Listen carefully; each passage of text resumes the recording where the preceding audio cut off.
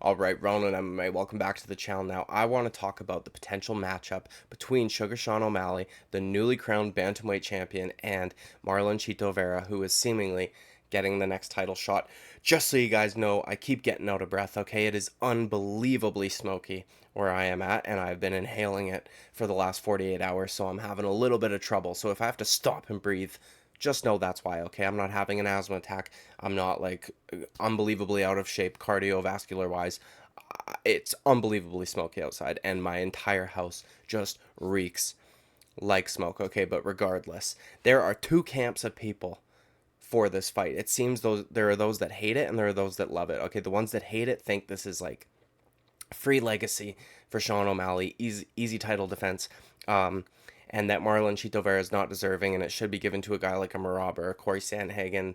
Then there are those that love it. Either they're a fan of Sean O'Malley or Chito. They think this is going to sell a ton of pay-per-views, regardless of whether or not they think Marlon Chito Vera is deserving of the next title shot. That actually seems to be something that both sides agree on, is that maybe he's not the most deserving. But regardless, I actually think that Marlon Chito Vera is a tougher matchup for Sean O'Malley than a guy like Marab, okay? And I'm going to tell you why. And this is not a video of me doubting Sean's abilities, because I'm not going to do that anymore after what we witnessed on Saturday night. I know there are people that are still upset that that happened, but it is what it is. It was a perfect game plan, executed perfectly, all that shit. I'm not going to doubt Sean O'Malley when it comes to his matchups going forward, and I'm certainly not going to doubt something that I'm going to do is I'm going to stop doubting elite level strikers when they get paired up against elite level grapplers, okay? Because I didn't want to get caught in like the trap of Dan Hardy.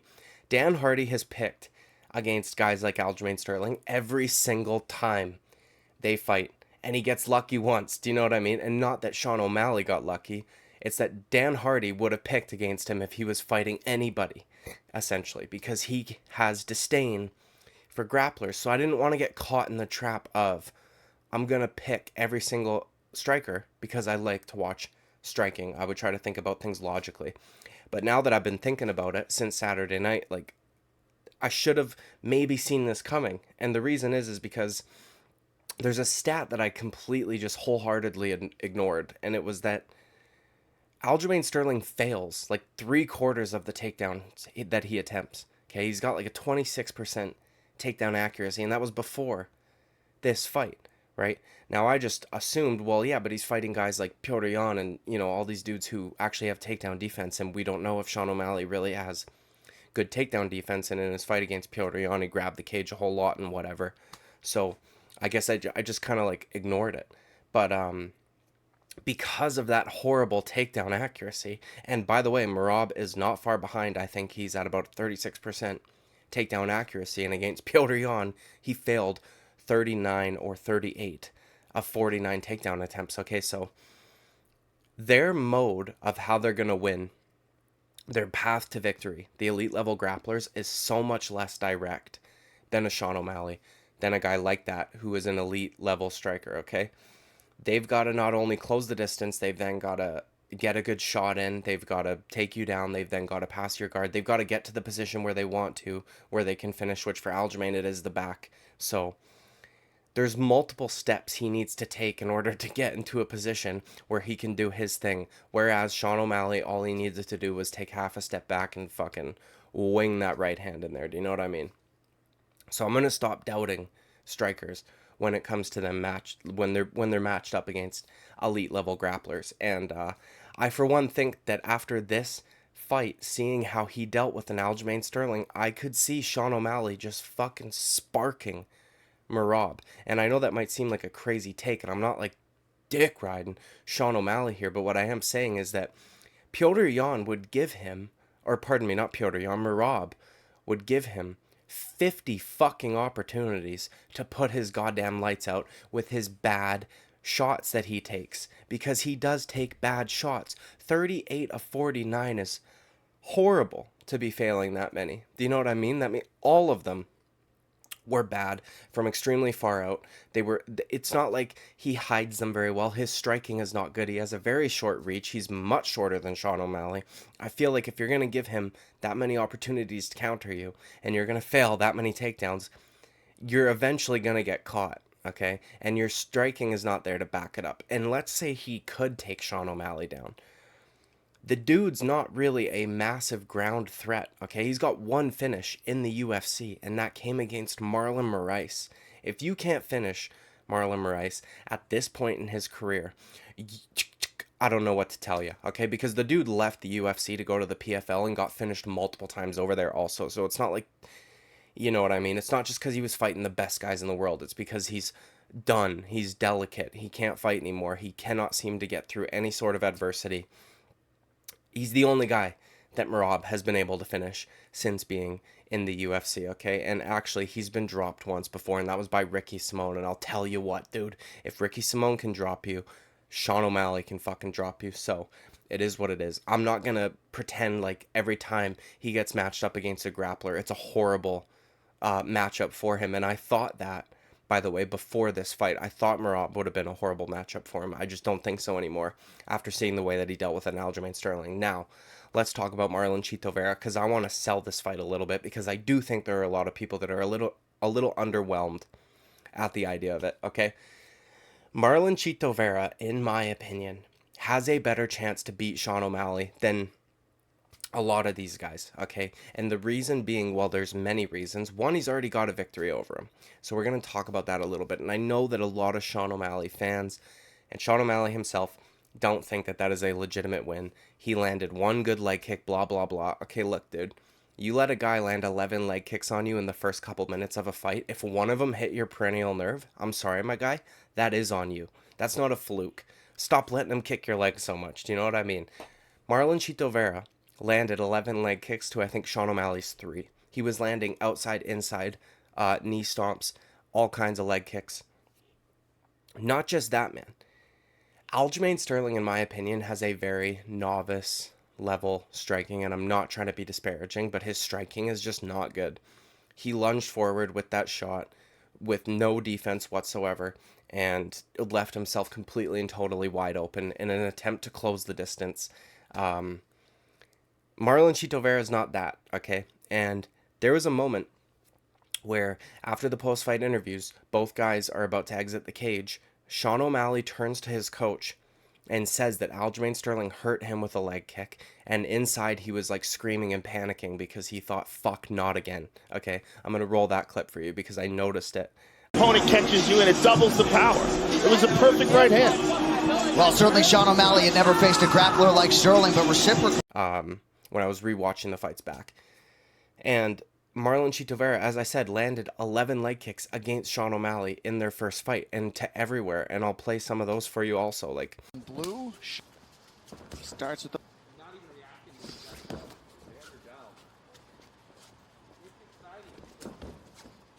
These guys are so long in their lower hats, Joe. We do measure leg reach right now, and both of these guys from hip to foot have a longer leg reach than Stipe Miocic, the heavyweight champion. What? How's that possible? A lot of torso, I guess. That's ridiculous. Look at their legs. Well, he hurt his knee in another fight, Sean. Actually, I think it might have been the Andre Sukumtot fight, but that's neither here nor there. We'll see in between rounds if O'Malley has any. the guy didn't just get one lucky leg kick, okay? He landed 11. One of them hit a good spot. If you're going to let a guy land that many on you, he's going to eventually hit a good spot or deaden your leg. It's not just the perennial nerve that's going to fuck your calf up. Like, you can, you know what I mean? So that's something that he's going to want to address, okay, moving forward, if he thinks that that was just a lucky leg kick. But then you're letting Aljo do the same thing to you, who is a much less striker than Marlon Chito Vera, okay? Marlon Chito Vera, dude's 5'8", so he's a little bit shorter than Sean O'Malley. His reach is shorter, but not by much, 1.5 inches. And he's actually got the same length legs as Sean O'Malley, which is strange considering Sean O'Malley's 3 inches taller. Both of these guys, famously said by John Anik, have a longer leg. They have longer legs than Stipe Miocic, who I believe is 6'4", so that's crazy. Both these dudes got incredibly long legs for their height. that means that Cheeto's going to be able to kick Sean wherever Sean can kick Cheeto, right? So the hands, Sean has a little bit of an advantage when it comes to that. But if Sean O'Malley can kick Cheeto's legs, Cheeto can kick Sean's legs all the same. And when it comes to durability, dude, I don't know that there's a guy in the division more durable than Marlon Chito Vera. And it's not just his legs, it's his body, it's his chin. The dude is unfucking damageable, okay? He is the like prime Tony Ferguson of the bantamweight division. Everybody he fights gets damaged. Even in the Corey Sandhagen fight, Corey Sandhagen outstruck him by 70 significant strikes. He still looked damaged, okay? Marlon Chito Vera had a little bit of a swollen eye, and that was about it. So Sean, what it reminds me of is the Chris Moutinho fight for Sean O'Malley. Like, you landed 230 significant strikes on this guy. He got knocked down once, okay? Now you're fighting a guy who has way better defense than Chris Moutinho. He's probably not going to get knocked down because we've never seen it happen before. Even dude absorbed 70 significant strikes against John fucking Lineker, okay? And he didn't get knocked down a single time. He's knocked down opponents 12 times, if I'm not mistaken. Like, he's got some of the best. He, for one, has the most finishes in the bantamweight record. I would imagine the knockouts are somewhere around there also. So you're going to have a guy who's way better defensively than Chris Moutinho, who can also throw back and also hurt you. The threat of Chris Moutinho hurting Sean O'Malley did not really exist. Marlon Chito Vera hurts dudes, okay? He just does. And I'm like, whether or not you think Sean O'Malley's delicate or he's got a good fucking chin, he hurts dudes. He hurts everybody that he fights. It doesn't matter. You know what I mean? He just needs to connect once, and he's gonna hurt you if he connects cleanly. And he's defensively so much better than everybody gives him credit for. Everybody thought he ate so many shots against Pedro Munoz. Like, the Weasel did a video on his defense. It was a very good video, and it made me realize how much even I missed while watching that fight the first time. I went back and rewatched it, and, you know, the Weasel even gave him shit for not checking leg kicks enough, which he doesn't a whole lot. But a lot of Pedro Munoz's leg kicks did hit knee. So he's doing subtle checks. Like, he's not eating every single one of those leg kicks. Oftentimes when Pedro would double up on a kick, Chito would turn his leg outside a little bit, and the second time, Pedro would end up hitting knee. So he's not totally just like not defending leg kicks. He's defensively sound almost everywhere, okay? So that's going to be something to keep in mind. He is not going to rush forward, leave himself open the way that Aljamain Sterling does. Also, Sean O'Malley's not going to really be able to just back up against the fence and fucking wait for Chito, because that's not, I mean, that's not really how shit goes when you fight Chito. It's, you know, it's just not how it goes. And he's also not going to be all that concerned about a takedown.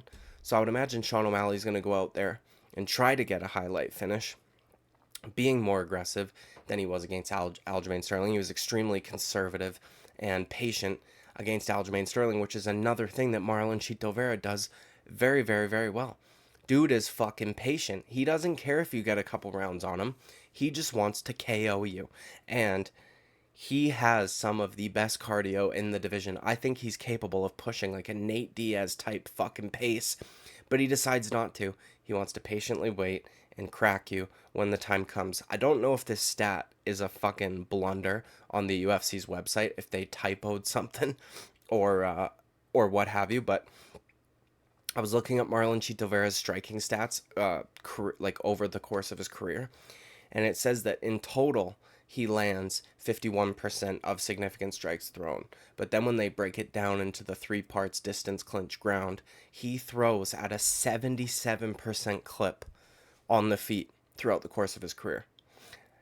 If that's a typo, then that makes sense. If it's not, that's fucking sane. That is so unbelievably high. That means he is so accurate, nothing goes to waste. He's not just throwing shit for the sake of throwing shit. He's throwing it when he knows he's going to hit you, okay? And with Sean O'Malley still being susceptible to leg kicks, he just is, dude. I'm not shitting on him. I'm not calling him delicate. He is. If Aljo can hurt your legs with leg kicks, imagine what Marlon Chito Vera is going to do to your fucking legs. Do you know what I mean? And you can try to kick Marlon's legs all you want. Dude's not going to, nothing hurts him until after the fight. He has the best durability in the division. I don't think Sean O'Malley's going to be able to finish him, which means, pardon me, Sean O'Malley's going to have to be unbelievably defensively responsible for all 5 rounds, because all it takes is Marlon Chito Vera to drop you once, land a few follow-up shots to steal rounds. And if you're going to have to win by decision, because I don't think he's going to fucking finish Marlon Chito Vera, it's going to be a problem. And at the end of round number 3, even at the end of round number 2, in his fight versus Chris Moutinho, he started taking deep breaths. He started looking up at the clock. He had thrown 230 significant, landed 230 significant strikes in that fight. So I don't blame him for getting tired. But, dude, you can't be getting tired like that against Marlon Chito Vera, because there is a threat there, okay? You know, Chito's not going to fucking faceplant from a right hand. He's just not. He's got alligator skin. It's hard to even cut him. It's hard to make him show any damage, which is another way that he's able to steal rounds, right? Sean O'Malley could land 50 significant strikes on him throughout the course of a round. Chito maybe 20, 25. But if he drops you, cuts you, you know, makes you wobble, like, optics are going to be a big deal in this fight, because Sean O'Malley is not as durable as Marlon Chito Vera. He's just not. So if he can't make Marlon Chito Vera look as though he's been hurt, he better not fucking get hurt at all that round. That's something that he's going to have to keep in mind while he's going forward fighting Marlon Chito Vera. Like, this is a tough matchup, man. And I know I'm kind of trying to sell it a little bit. And to be honest, dude, I'm kind of excited for it. Like, I don't think this is a shitty fight at all. And I understand that the 2 guys that are the most deserving are injured. So I'm not upset by this fight. Even though, you know, Marlon Chito Vera is coming off of a loss to Corey Sandhagen, and then, you know, gets a win over Pedro Munoz, who historically has not gotten guys title shots. But I just think that Chito will actually be a tougher matchup for Sean O'Malley than Merab, than the grapplers of the division. You know what I mean? If there's a grappler who comes along with elite level striking, you know, Umar Nurmagomedov, I don't think the dude's elite in his striking. He's definitely good, but it's not like Raoni Barcelos is an elite level striker. So I'm not, you know, him knocking him out does not, like, it's a hard way to gauge how good he is at striking. But guys like Aljo, guys like Merab, guys that have almost no fucking, complete novices when it comes to the striking game, they're gonna get clipped at some point. Like, there's no fucking way they're not, dude. But Merab does have a better chin than Aljamain Sterling, but still, man, I think that Marlon Chito Vera is a tougher matchup. I even, you know, Corey Sandhagen could potentially be a tough matchup. Dude's also very, very tough, very durable, but he shows damage in other places. He's very pale, so Sean O'Malley's leg kicks, body kicks, shit like that are gonna welt him up, and you know, the damage is gonna be a lot easier to score round by round, whereas against Marlon Chito Vera, it is not gonna be. It's just not. I just think that this fight is not really getting the love that it deserves, you know, aside from the fans arguing in the fucking comment sections. But from a lot of the hardcore fans, they're kind of like sticking their nose up at it, acting like this is a bullshit fight and whatever. I think it's a tough fight for Sean O'Malley, and I don't think he's just trying to get an easy win. And I'd say this on closing too. I think Marlon Chito Vera is way more fucking deserving than Henry Cejudo. Dude, get the fuck out of here, okay?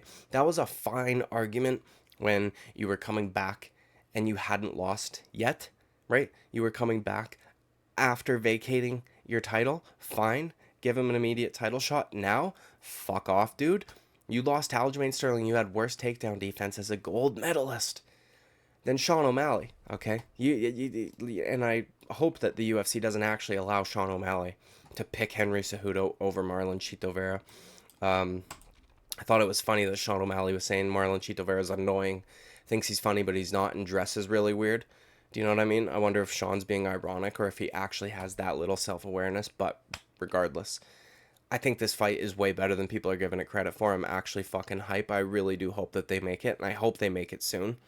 Yeah, man. Anyways, that's my thoughts on this fight, okay? Like and subscribe. I would greatly appreciate it. I will see you with the next video. Bye-bye.